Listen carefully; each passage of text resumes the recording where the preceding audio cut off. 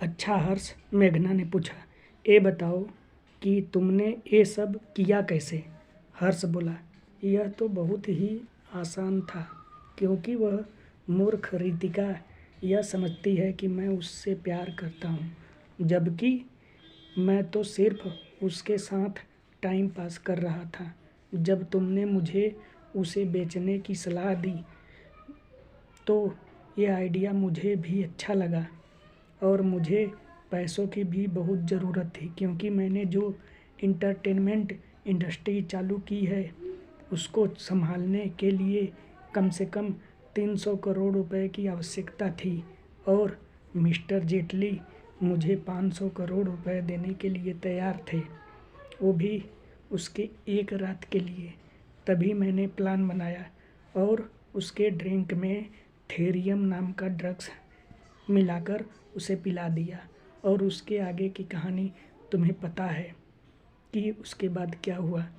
जैसे ही रितिका ने यह सुना तो उसके होश उड़ गए। जिस हर्ष के लिए वो पागल रहती थी, जिस हर्ष से वो बेइंतहा मोहब्बत करती थी, जिसके लिए उसने अपने माँ बाप के द्वारा छोड़ी हुई 70 लाख की फिक्स डिपॉजिट भी तुड़वा दी, आज वही हर्ष उसे 500 करोड़ रुपए में किसी जेटली नामक आदमी को बेच दिया। यह सुनकर रितिका के पैरों तले जमीन खिसक गई। वह मुड़ी और बाहर की तरफ चल दी। धीरे धीरे सुनसान सड़क पर वह चली जा रही थी। उसे पता नहीं था कि वह कहाँ जाएगी, क्या करेगी। रितिका ने यह निश्चय कर लिया था कि वह खुद को खत्म कर देगी। यही सब सोचते हुए वह चली जा रही थी। आंखों से आंसू रुकने का नाम नहीं ले रहे थे। उसे होश नहीं था। तभी अचानक एक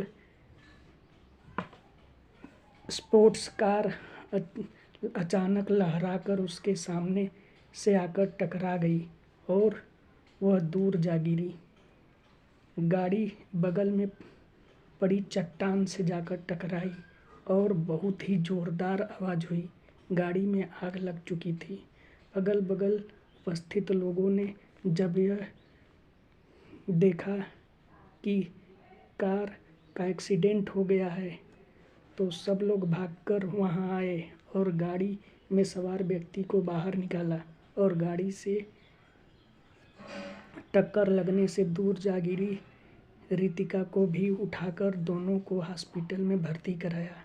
डॉक्टर ने आनन फानन में दोनों का इलाज चालू किया। जिस स्पोर्ट्स कार का एक्सीडेंट हुआ था और उसमें जो व्यक्ति बैठा हुआ था वो जिंदल ग्रुप ऑफ इंडस्ट्रीज का चेयरमैन और इंटरटेनमेंट इंडस्ट्रीज का किंग विराज जिंदल था। उधर जब 2 दिनों के बाद विराज को होश आया तो उसे अचानक एक्सीडेंट वाला सीन याद आया। वह घबराकर उठ खड़ा हुआ, पर जब स्वयं को सही सलामत पाया तो शांत हो गया।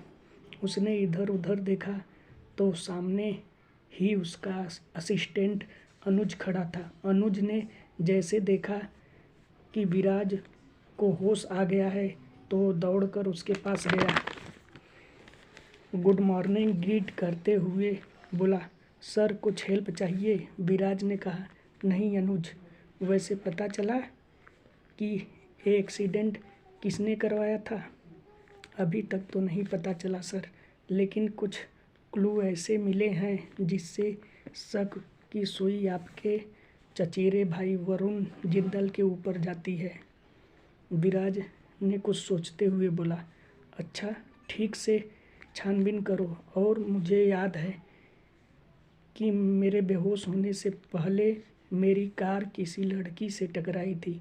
वो लड़की जिंदा है या मर गई?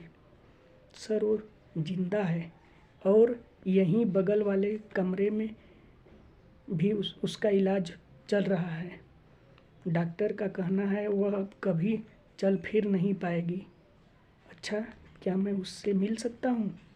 यस सर, वो अभी होश में नहीं है। अच्छा ठीक है, चलो एक बार उसको देख लेते हैं।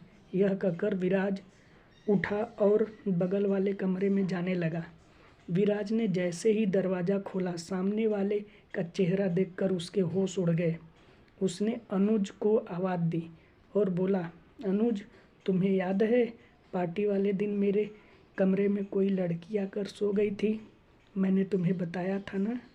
अनुज ने जल्दी से कहा, हाँ हाँ सर, आपने मुझे बताया था और आपने यह भी बताया था सर कि आज तक वो गलती मैंने कभी नहीं की। पता नहीं कैसे उस लड़की के साथ कर बैठा। हाँ, सही कह रहे हो अनुज, पर सर यहाँ पर उस लड़की से क्या लेना देना है? अनुज, यह वही लड़की है। जब मैं दोपहर में अपने कमरे में गया तो यह वहाँ से जा चुकी थी और उसी समय से मैं इसे खोज रहा हूँ, क्योंकि शायद मैं इससे प्यार करने लगा हूँ।